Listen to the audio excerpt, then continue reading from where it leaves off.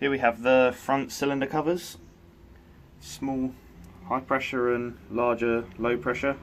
I'm going to silver solder the carriers on and the gland stuffing boxes, I assume you call them, and then machine them afterwards, just like a casting would be, but I'm saving a lot of money because this is all scrap material.